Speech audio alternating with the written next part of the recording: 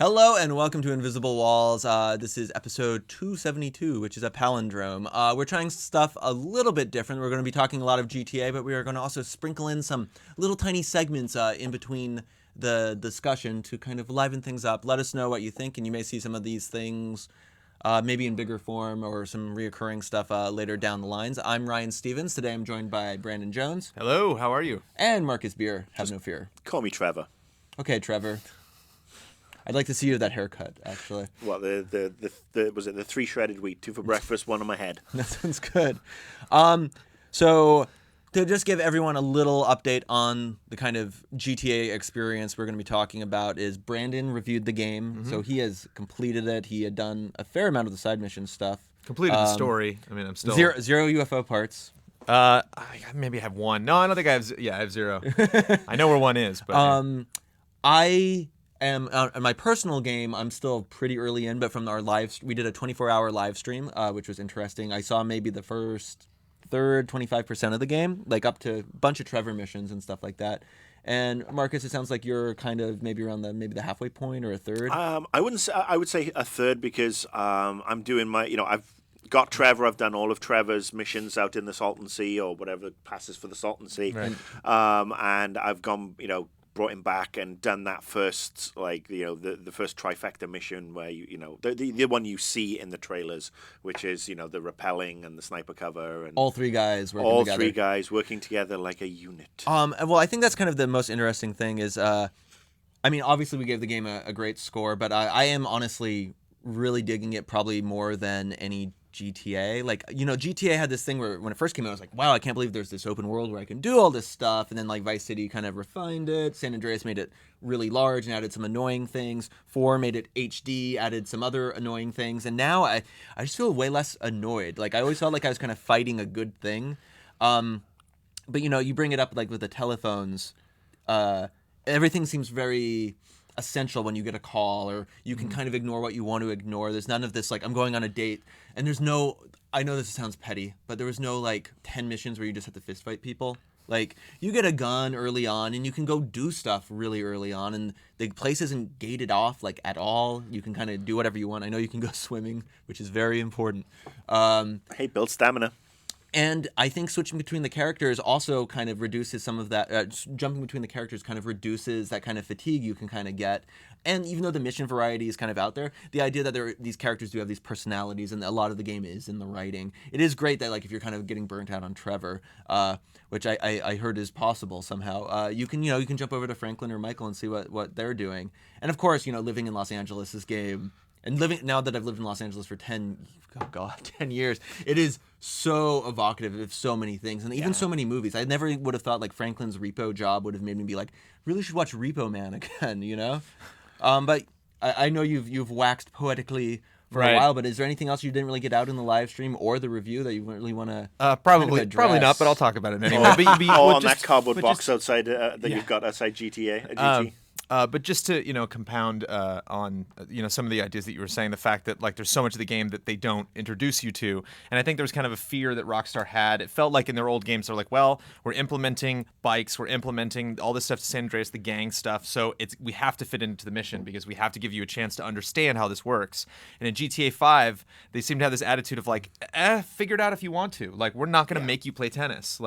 Figure that out. I finally during the live stream was I'll play a tennis at my house, which I had played tennis, but I hadn't done it in my house. And then right before I did it, I was I wonder if I play against my wife, and you totally do. So there are all these little elements that the game doesn't force you to do. I think one of the most boring things that I did when I was revisiting the live stream was the tow truck missions you have to do as Franklin. There's only 2 of them. The second one's totally optional. I think the first one's optional too. And you think that's neat that they did that, but actually towing something isn't that fun. I remember someone was making a joke at the time. They're we would never want to do this in real life, but in a video game, suddenly you want to do it. But then there are a couple other fun missions that you actually have to use a tow truck for that the game doesn't kind of point you in that direction. And you realize I had this side mission before that instructed me how to do that, and now I can, it's kind of fun to, tow a car when someone's actually behind the wheel. They freak out and run, and then you can slam it into other cars. They're all when they direct you to do it, it's a prep mission, and then you've got the option to go further. But a lot of those prep missions are gone now. There's so much of the game you just have to discover. Again, a lot in the story, the dialogue comes out hey, you should maybe go get a haircut. barber shops have been unlocked. It's a little silly. You do have to dress a couple times for things, which actually is a little annoying. Yeah, but it actually works. I mean, the first But- time I was told to go, I was playing with Michael, and I had to go and, dress for to infiltrate somewhere and pass myself. I like that, but then did you have to change back to a suit to go visit Lester again? That one annoyed me. I had to like go back to my house or something. Right. Yeah. Whatever. Yeah, Taxis are there. Yeah, there's not as many cabs in GTA 5 as there were in GTA 4, but that's Los Santos, so. Yeah. But everything I is missed them. is liftable. I mean, we were having the discussion off, before we started that there is one mission that you end up on Santa Monica Pier, and I'm using the real world versions here because this is LA. Basically, so you end up at the end of Santa Monica Pier. You've just completed a mission, and then something else pops up, and it's a fair schlep because cars aren't allowed on the pier. And the taxi service, you can't hail one because they're never down there. Calling for one is the most accurate depiction of LA cabs because there's no guarantee it's going to turn up. So what I did, because I needed to go down further down the coast, I just dove off the side of the pier, swam up to a jet ski, stole it, and then just took all the way down past the airport and down into the docks area. And it was cool for me because I was just enjoying shooting off the waves. And as I came around a corner on a bluff, there was a police pursuit vehicle, a boat in the water, and I just literally skimmed off the front of it, went airborne, and all of a sudden I've got a totally unintended and unexpected, 2-star police chase going on. And I have to try and, I then go into the equivalent of Venice to try and dodge them and back out to my thing. So there is definitely the freedom I really enjoy, the freedom that wasn't there in GTA 4. And I got to say, this is the first one I have really, really enjoyed since Vice City. Because I dug that whole 80s Scarface vibe. But this one, to me, is streets ahead of San Andreas and streets ahead of GTA 4. Yeah, I think the city, I mean, again, I think we're a little biased because we live in Los Angeles. Maybe we're not. I don't know. But I think that just the density of the city, like I remember like I had to fight my kind of collector intentions sometimes where I'd see a ladder. I failed a mission once because I saw like this building that was being built and I saw these ladders and catwalks. I'm like, bet there's something up there. And I go explore this entire building. There's nothing. But it is about the kind of the density of the city and just kind of exploring like being in it, which sometimes can be hard when you're used to always being rewarded and stuff. Yesterday I drove through a car wash. I spent $15 and there's like this car wash animation plays out and I'm like, I'm starting to see through the veil a little bit. Like for some people that's going to actually be the first time you do it, it's kind of cool. But it's like, when we were doing the live stream, the number one request was go to the strip club, go to the strip club. It's like, that's the kind of thing when you're playing the game. I mean, unless you are like, a 14-year-old boy or something, you're probably going to do it like once, right? Like just check it out. But I mean, it's kind of an old school game mechanic too. I'm thinking the old adventure games where like you're kind of rewarded with a little animation, it's not really, they've added some like, no touching gameplay, which is kind of funny. Can I speak about the strip club just for a second? Sure. I think the strip club is a great example of Vanilla how Unicorn? the vanilla unicorn, of how Rockstar completely goes overboard with how they build something. About how I feel it's just this room full of guys, and it's like a dare. Somebody just mentions like, well, you should do this, and then they're like, well, we have to implement that in the game. All of the strippers that work in the strip club have names and have personalities. So if you go back then, it's the same one. So if you like Tiffany, Tiffany's the same style. She wears the same outfits. And they walk around the environment in real time just like actual strippers do in a strip club. So I wouldn't know. So when I know, I'm just saying, I've heard of this. Yeah. But if one of them is going to walk up and walk down the ramp and do like a little show, she actually has to leave the area and walk around the back in real time. And later you get access to that area as Trevor, and you can see them walk in real time and pass each other. And you can hear the voiceover guy say, "Okay, it's one of our favorites, Tiffany," and like he'll say that right as she walks out onto the stage and the lights go, and like all this is happening in real time. All of it is completely unnecessary in order to create kind of a fake strip club environment. But like they went that extra mile to be like, no, these are actual people. No, they have schedules. They have personalities. Like that's insane. That's a lot of detail. Well, we are going to continue the Grand Theft Auto conversation. We're bringing on our new editorial assistant, Mike Huber, who's the most enthusiastic person probably in the hemisphere. Yeah, so to ever step in the building. Interesting. Yeah. But again, to kind of continue the conversation, we had Rob Slesser actually talk to you about kind of the future of open world games now that you've played, the most recent open world game. So let's take a look. My name's Rob. I work at GT with some really smart people. I have a lot of questions. I'm going to get some answers. For me, one of the great things about games in general is open world games. I love open world games, and so I'm really looking forward to next gen. My problem is is next gen going to make open worlds better or worse? You were to imagine open world games today and think like, oh, well, what if Red Dead was twice the size of what it was? Like, I don't think that would have made the game better. I think what would have made the game better is if the people reacted to me a little bit more logically, if like there was more voiceover in the game, you know, to kind of like dull the repetition of, you know, hearing the same comments over and over again. Watch Dogs is a good example of ways you can take a map that's probably the same size as something we would have this generation, but add all these influences to it, like all these things he can hack. And so I think like that, like having more restaurants you can go to, more people you can interact with, you know, having a deeper layer of interactivity in the map you've already built, then you can have maps the same size. The thing is, it's not so much the size of the map, you're right, because you can have an infinite size, you know, randomly generated map. But the question is, you know, what's there and what can you do in that map? And it's interesting because I think games like Skyrim, as someone told me, I mentioned this on Invisible Walls before, that Oblivion didn't have toilets. You know, they were like, that'd be one thing you'd think you would need, at least one, some outhouse somewhere in the game. And like you didn't need it for the game, so that the developers didn't think it was necessary like to put it in the game. It's like, why would we put a room that you would never use? And so I think if you have more detail, if you don't necessarily have like wider areas, but like more detail within a specific area, I think that can go a long way. You know, one of my pet peeves in games, especially with open world games, is it's the treasure in every nook syndrome. In every, you know, little corner or nook or alleyway, you find something at the end. Open worlds really become open worlds when, you know, you look at something, you say, you know, there's probably nothing down there. I'm not going to explore that. And you think, well, maybe there is. And that's what makes exploration fun. In a world like GTA or something like Red Dead or even Saints Row, like somebody actually put that environment together in a certain way. And so it's interesting to see, you know, companies like Rockstar like put so much stuff, like hours of work into radio stations that like if you don't like country music, you're never going to hear that ever. And I know Last of Us was the exact opposite of an open world game, but just that to have that level of detail in a game like Last of Us in an open world, I would probably want to check out a couple apartments that were in some neighborhood just to see like what are the people like that live here, you know, why did they pick that wallpaper. And so what you're saying is moving from a backlot facade experience Right. that makes you think that there's a big open world to actually building a big open world. Right. That's what I think. That's what I view as like a next-gen open world. And like the big thing isn't that like, oh, my home in Assassin's Creed is so much bigger now. It's like, no, I can do more stuff in that same environment. The environment doesn't need to be bigger. It's just that like, oh, that person that's walking around, I can actually customize that guy. He does something. There's a reason he's there. Those little details seem insignificant, but when you pile all of that into an open world, it makes a big difference. And that's why I love that genre, because of details like that.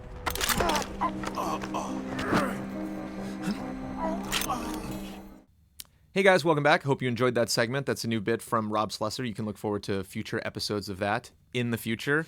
I am joined here by my dog Chop, Mr. Marcus Beer, and Mike Huber now, Hello. who is our works here at GT, is a new full-time employee, and is a big GTA fan, and certainly put some hours in on GTA. Yeah. You were on the live stream for various shifts, and you helped out capturing stuff for the review and all the gameplay we're doing this week. And you have put your own personal time into GTA as well. Yes. So where are you at in the story? What's your percentage? I think like 40%, so definitely got pretty far. And you wanted to stay away from story missions. Like you asked if I needed any story picks up or something. You're like, you do that, I'll just get the Carnage stuff. Yeah, 'Cause definitely. You didn't want any spoilers. Totally trying to avoid spoilers. I do all the little like question mark missions first, all the hobbies. If any blue light flashes on, like the random events, I always go there first. Like you'll stumble into some repeats, like the armored car has popped up like 5 or 6 times, but anytime I see one, I do one in case I miss. You know, I don't want to miss any of those. I kind of like the armored car. Have you done that yet? Have you seen these guys like loading up? Some are driving, and some are Yeah. actually like they're just No. like loading up the car. They're just standing there like guys smoking a cigarette, and I'm like, yeah, I'm gonna rob you, buddy. I'm sorry. Yeah, I haven't done the armored car ones. I think I've done 2 of the blue blips. One of them that turned into an ambush, so I just shot everybody, and the other one was a mugger. I had to save a guy from being mugged, and he didn't give me a reward, so I shot him anyway and took his money because that's what I do when I'm evil. No, look, let's talk about the characters. Let's talk Sure. about these 3 characters because look, there's been a lot of people didn't like Nico. Right. I'm one of them. Couldn't stand him. These 3 I really like. They're almost like they're almost like three versions in time of the same guy almost, where you've starting off with Franklin, who is this young impressionable guy who wants to go out, very smart guy who wants to go off and become, who wants to make money and get out of his current situation. And then you got Michael, who is the world weary guy who's, as soon as they're out, they pull me back in.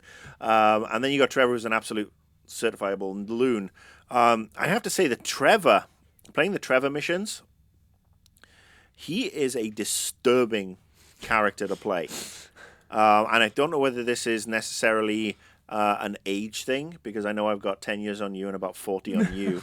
But I actually felt, just those first missions, even just from that, that intro to Trevor, he disturbs me. He freaks me out. Yeah, right off the bat. Like there's some things he does specifically right from the get-go that really challenge you to like be into this character, and I think that's very intentional on Rockstar's part. That he says something and does something. You're like, I don't know if I necessarily agree with that. I'm not cool with this. And that's the thing. I'm not using this as a criticism. I like I like and can appreciate the fact that Trevor is disturbing, because I think it actually brings more gravitas to what he does and how he does it, and hopefully it makes people think twice about a lot of things. I mean, there are things in this GTA from that very first boot up, from that very first mission, where it's like you're dropped really into it, and it's disconcerting.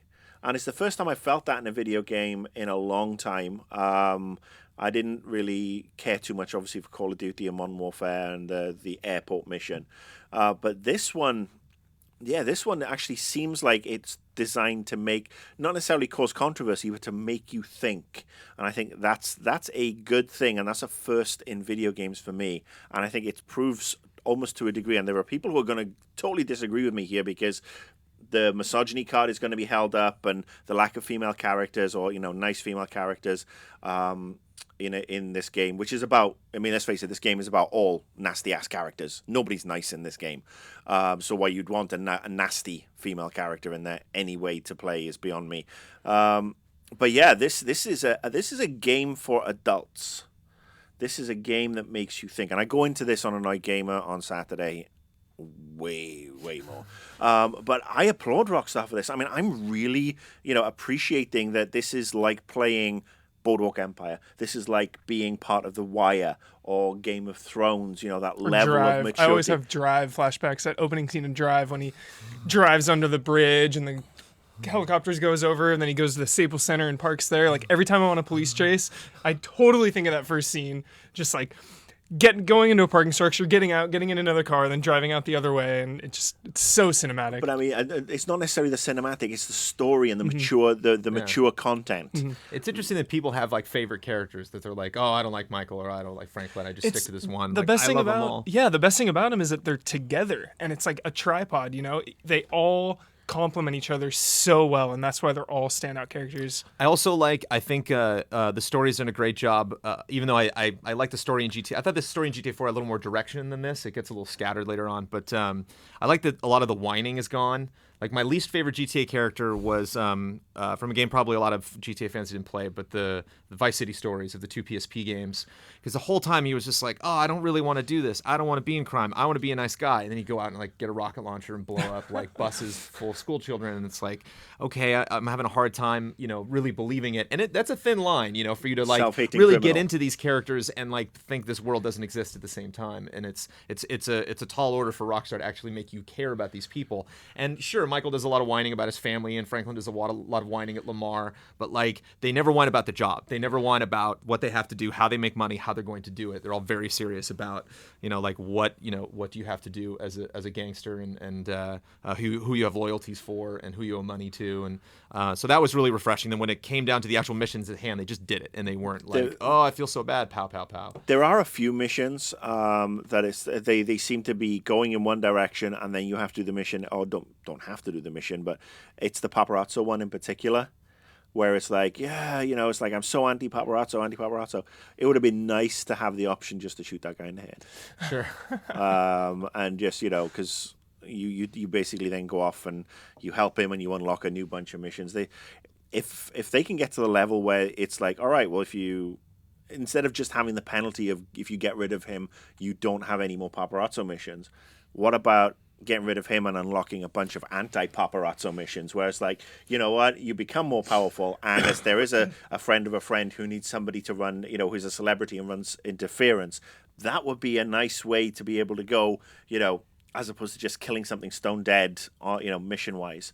But yeah, I think this is definitely more enjoyable. Michael's son, is that Jonah Hill's voice?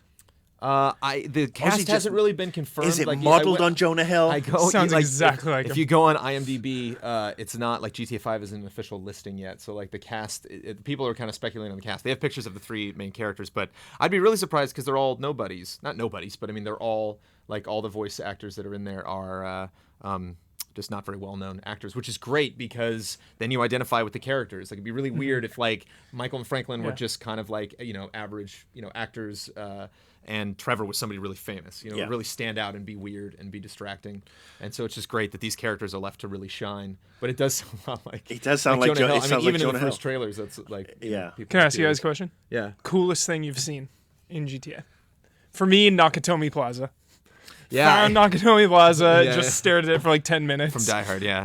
Landed a helicopter on top, like flew it off, crashed off, like jumped off, John McClane style. I got a kick when I first saw the Hollywood Bowl. That was from a helicopter because the story never makes you go there unless there's some stranger or something that a mission that I haven't found yet. But I have someone who's been to that, seen many shows there. I got a big kick out of flying over it, crashing a helicopter onto the stage.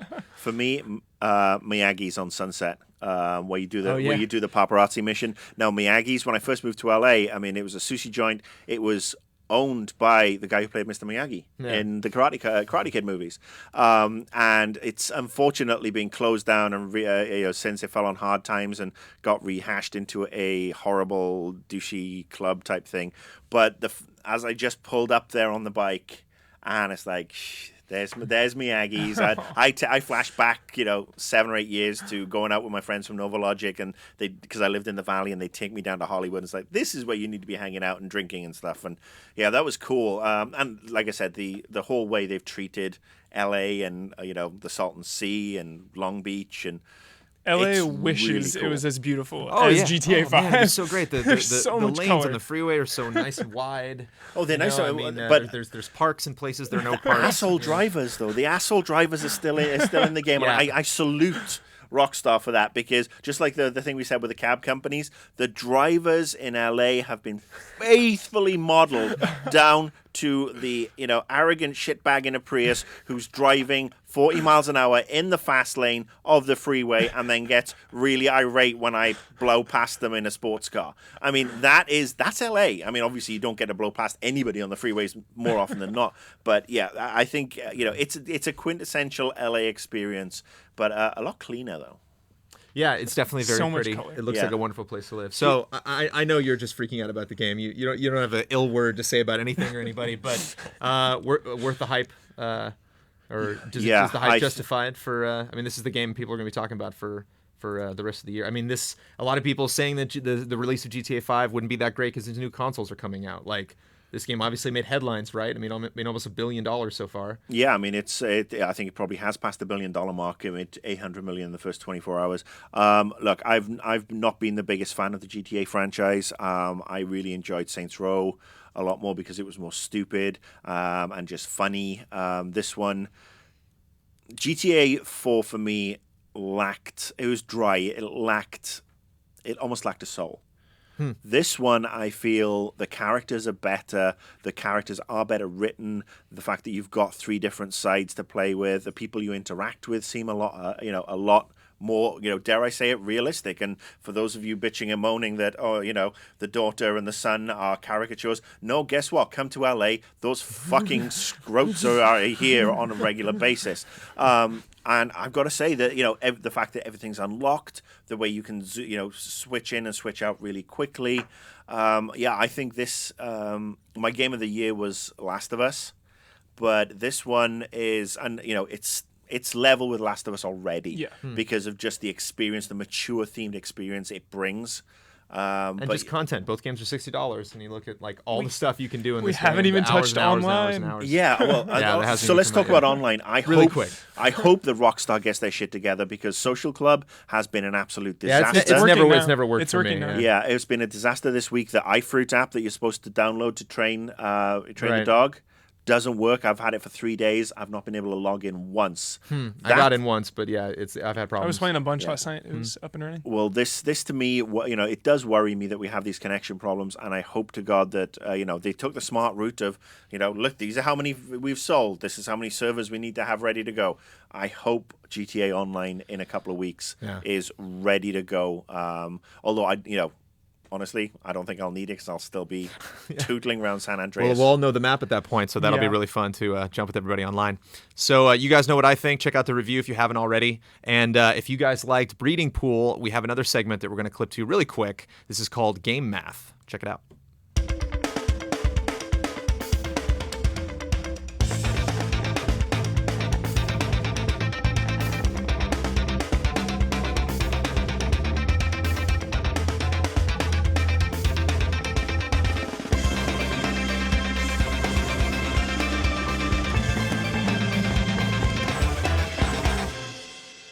So did you guess the game? That one was pretty easy. We got a couple more in the works. So let us know if you like that. Maybe we'll string them together, make a show out of it. We're joined by Michael Damiani. Is that just breeding pool? That was Game Math. Okay, We've game renamed, math. we've I'm renamed just it. jumping in this random spot, so I have Yeah, like we zero didn't, we idea. didn't actually see it. This is getting edited in later, so we're just pretending. That was great. But Mike, you got a Wind Waker HD review. Sound like out. you said wing. You got Wing Wing- Commander Wing 4 with Mark Waker. Hamill and that porn star. Was it Ginger Lynn? I Did you play Wing forget. All I Commander 4? remember Mark Hamill in that. Was it Ginger Lynn? I can't remember. There was a porn Might star have in been. it. Tracy Lords. Tracy Oh, Lords. Yeah, it was Tracy Lords. Okay. Lords, that's right. Yeah. Yeah. And Sasha Grey is going to be in a movie with Elijah Wood now, so the world is right. Anyway, I think we were all very impressed with, we've seen so many HD remakes. I mean, we've talked about this stuff before, but, they've been kind of all over the place. I was actually pleasantly surprised when you were playing Kingdom Hearts. Yeah. But Wind Waker, with its very unique look, the, cell shaded Zelda, whatever you want to call it, without the black trim, I think just to start, I think it did upscale really, really well. But then there's slowdown. Yeah. I mean, some of it's intentional. Some of it is not intentional. I think this needs to be stated, kind of like an opinion where I'm coming from with the visuals of that game. Okay. So we're going to go back 10 years ago, and I was one of the ones who was a little disappointed at first when Really? they showed off the Wind Waker, just because they'd shown off that demo video that showed Link and Ganondorf fighting. I was expecting that GameCube version of Ocarina, like that Ocarina of Time style of game, and then they showed that. It felt like it came out of nowhere, so it was really jarring at first, but over time, I kind of like acclimated to the visuals and appreciate it for what it is, and do think it has a very unique aesthetic that a few games have tried to emulate. Wiki.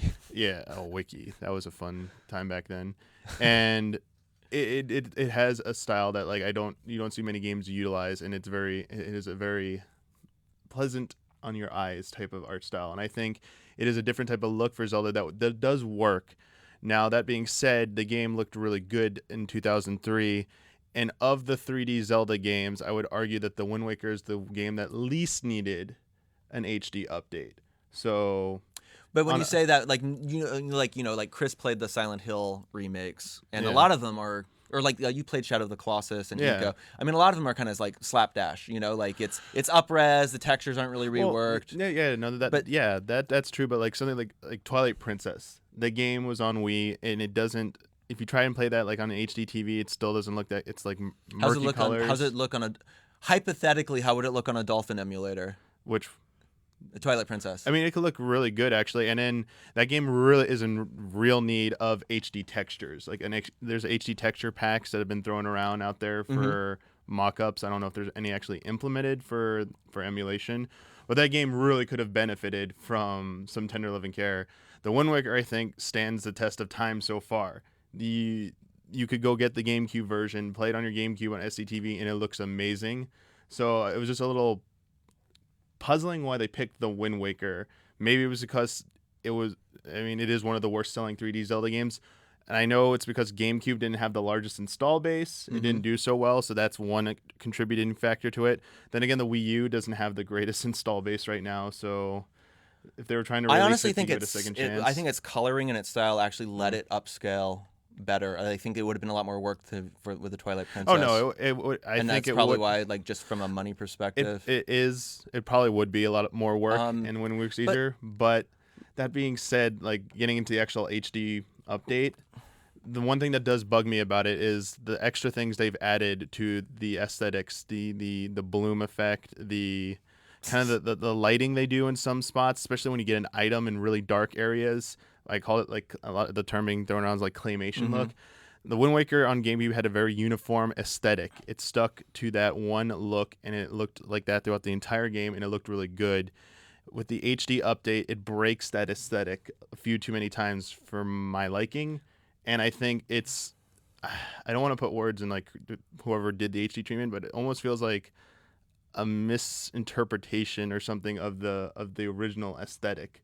Or I don't want to say bastardization because it's a little extreme, but it does feel like it's been twisted just a little bit for the sake of this HD update to make use of the Wii U's like power. No, I mean, I think we've seen that a lot where like new effects come out and everything. Like, remember when everything had motion blur all of a sudden, like when the RAM packs were installed? I remember those. Let me ask you a more specific question for you in particular.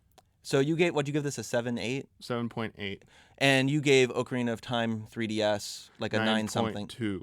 So Ocarina of Time is a much older game. Obviously, you know, that was also given some TLC, but just from a game design standpoint, do you really think there's that much of a gulf between these two Zeldas for being re-released and stuff like that, or is it more platform dependent? Are you judging by the quality of the game, update or the original game? Because playing the game in 2013 or 2012.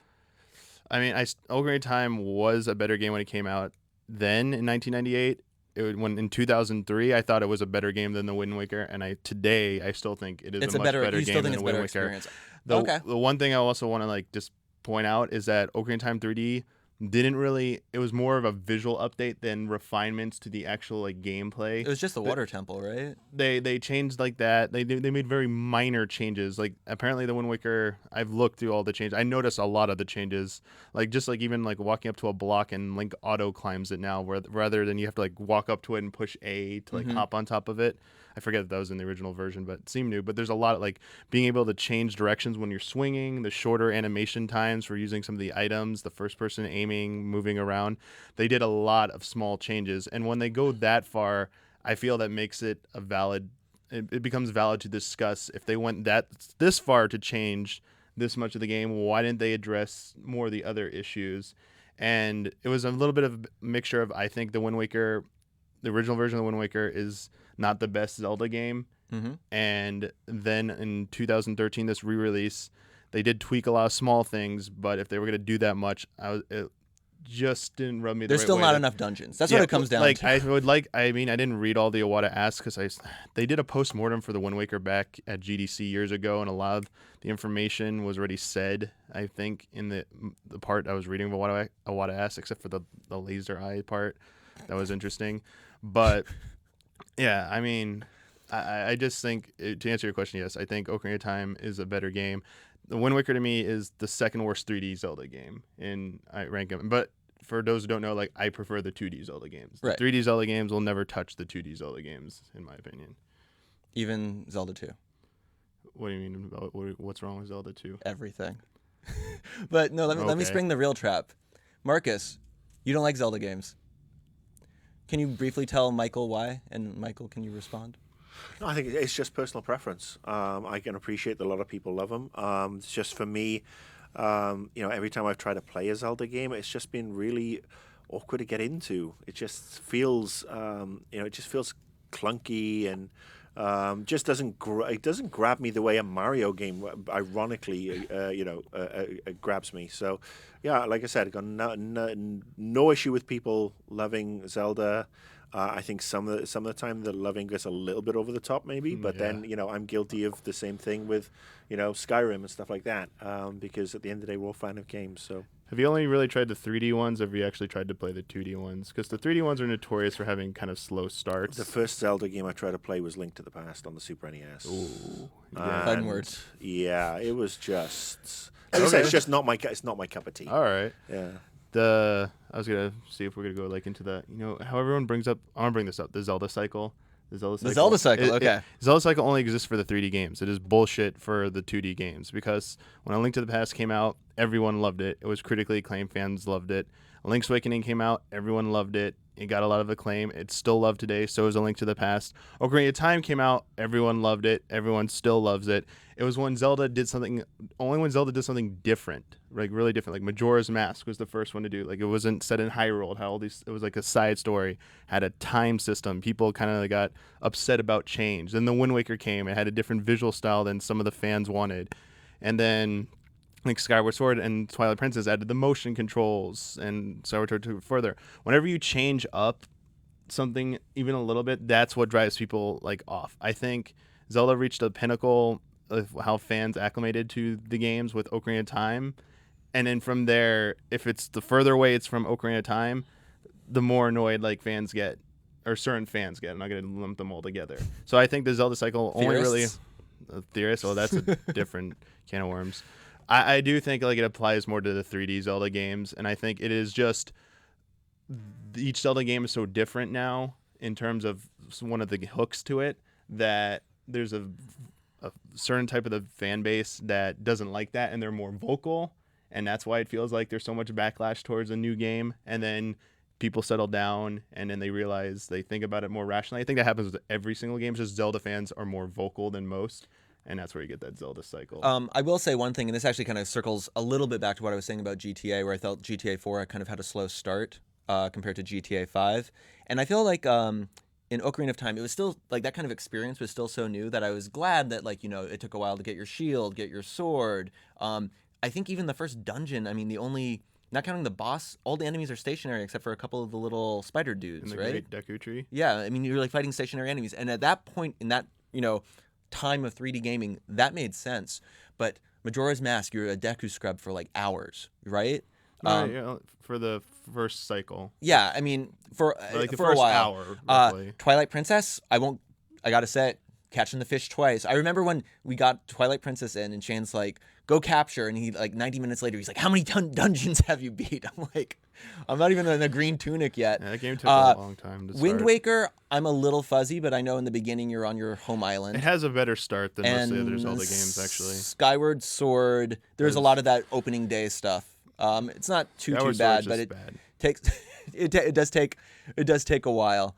I do think we've gotten to the point where, like, the kind of zeitgeist, the group think of how to go through these spaces in these games, that they could make these things kickstart a little bit quicker, a little bit faster in the future. I think they're kind of stuck with how they did it in the first 3D game. And I think this is true for a lot of games, is if you're going to make a tutorial, either make it optional or make it really good. I mean, we've done terrific beginnings and stuff like that. Yeah. But Well, while we're on the subject of Nintendo, we should probably take a minute to say that, Moment of silence? for Hiroshi Yamauchi, and I hope I pronounced that correctly. I mean, he's the guy who ran Nintendo for 50 years.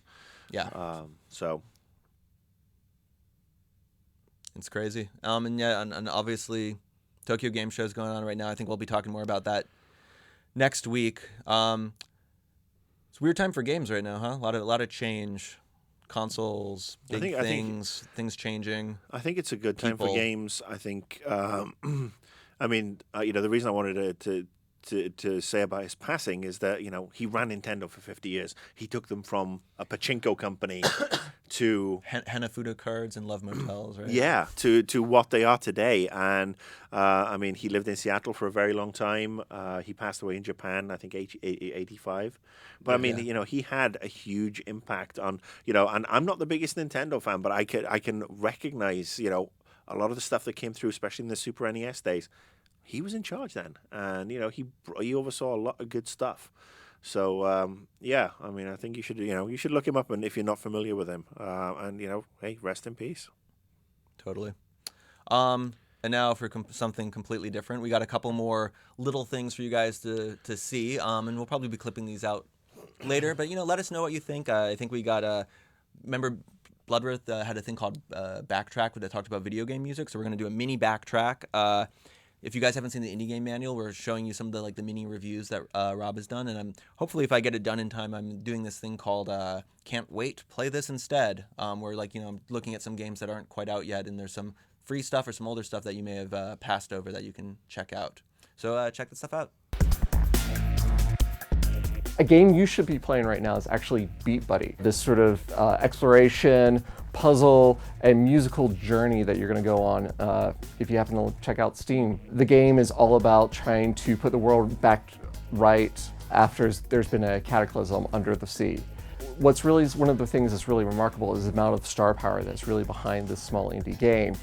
Rihanna Pratchett, who happens to be the writer for The Last Tomb Raider, did consulting work to make the story just right, as well as the musicians who actually make each of the songs that sort of like guide you through the levels, like Austin Wintory, who was the composer for Journey, is also in this game. So it's actually quite amazing, quite remarkable, and it's this beautiful sort of like relaxing journey that you happen to go through. The puzzles can sometimes get a little repetitive, sometimes it's, same old, but if you happen to be in a deep depression from Papers, Please, this is the game to bring you back up. But of course, the name that is on everyone's lips right now is still PAX, and I got a chance to play some really great games.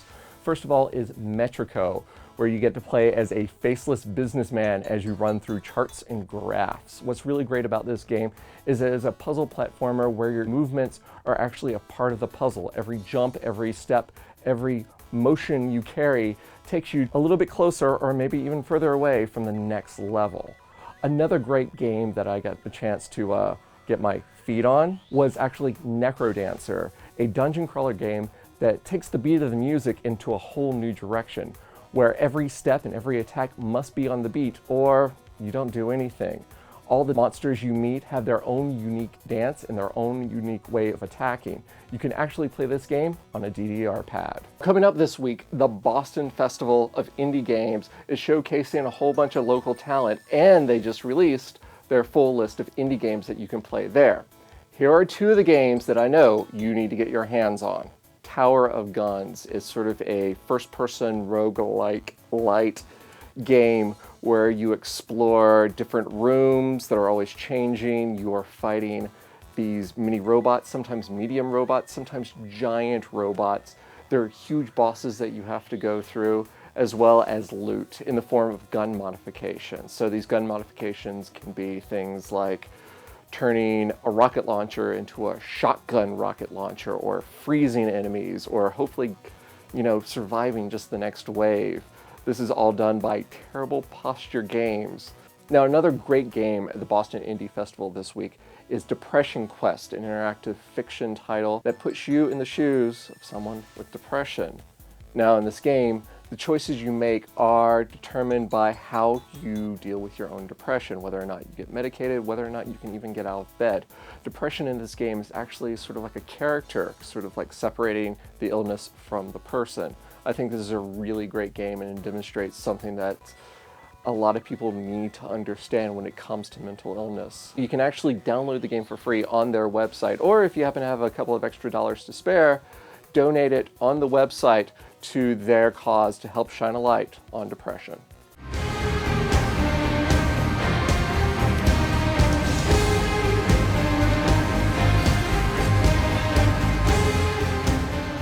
To portray the tale of Jodie's life with a mysterious, ethereal companion, Sony and Quantic Dream have turned to composer Lorne Balfe, who recently wrote the excellent music of Assassin's Creed 3. Beyond score is a somber one. There's little evidence of lighthearted or joyful moments. It's more thoughtful and melancholy, punctuated by scenes of danger and eerie mystery.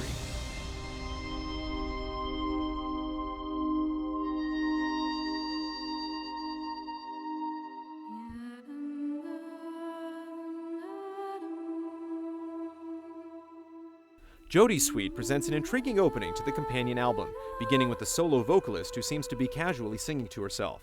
Strings carry the theme forward, but by the end of the track, vocals return with confidence, suggesting the growth of Jodie's character through the course of the game.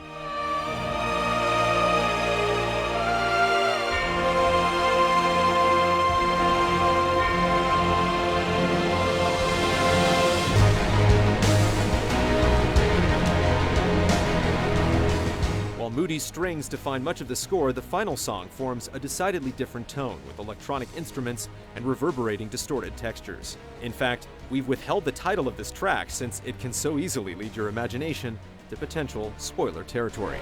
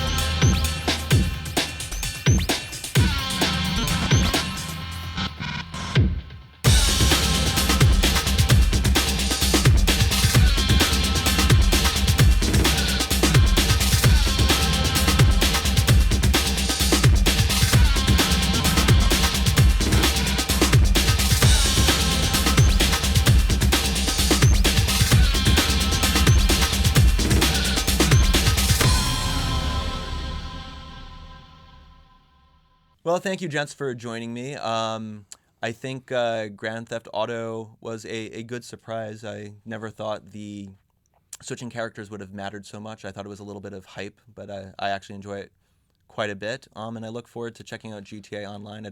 Mike, I know you dabbled with it on the stream a little bit, right? Dabbled with what? GTA? Oh, is it okay to say that I'm probably the only person on Earth who's still not played GTA 5? Right. Like, even touched it? Okay. Did you weasel off the stream schedule?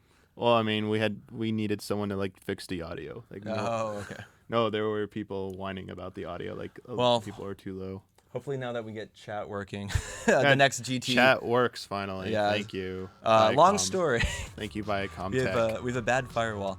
But yeah, I think that was fun. If you guys checked out the live stream, let us know what you think. We'll hopefully do some in the future. I know Brandon's itching to do more with GTA Online when that comes out in a couple weeks. Well, thank you guys for joining us, and have a pleasant weekend.